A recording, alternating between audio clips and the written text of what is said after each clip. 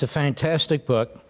Donald Trump Jr. triggered how the left thrives. I got to take my glasses off so I can read. No worries. How the left thrives on hate and wants to silence us. And you have been subjected to this. Your sister has. Oh, yeah. Your brother has. Your brother-in-law.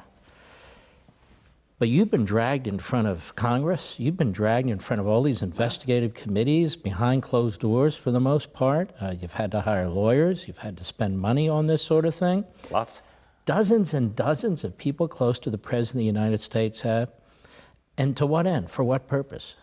None. They're trying to, reverse the results of an election that they didn't agree with, though the American people obviously agreed.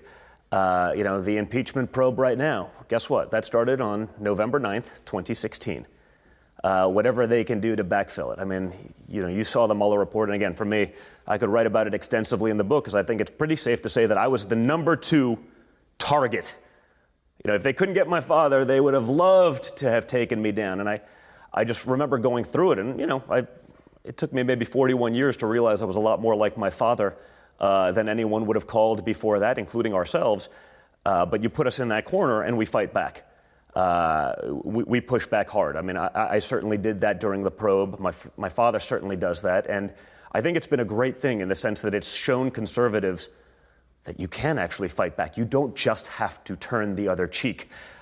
We've done that for 50 years, and all we've done is cede ground to the lunatic fringe of the left and their policies. So, for me, it was an interesting experience. But it wasn't just, half of government literally trying to throw you in jail for quote-unquote treason for taking an unsolicited phone call. Meanwhile, the other candidate, Hillary Clinton, can have a DNC-funded operation where they're paying foreign operatives to dig up dirt, seed that with the FBI, leak it to the press, use that as a justification to then start a witch hunt, bring in Robert Mueller. Obviously, they only brought him in because he was the former head of the FBI and he was a decorated Marine, so he's above reproach.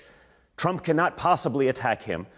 He brings in 19 Hillary donors to try to prosecute this nonsense claim and this fake dossier, but then they were going to get him finally. They were going to get Trump.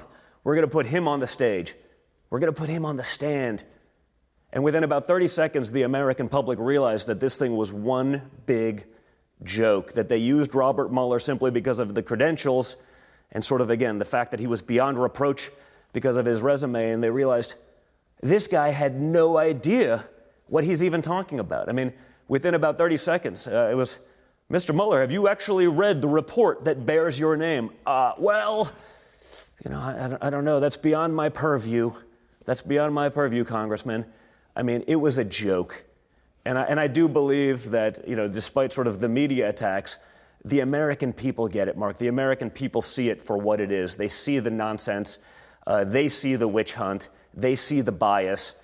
And man, if they were, let's call it, there's a better word for it, but for TV, I'll say, if they were annoyed in 2016, I think they're going to be that much more annoyed in 2020.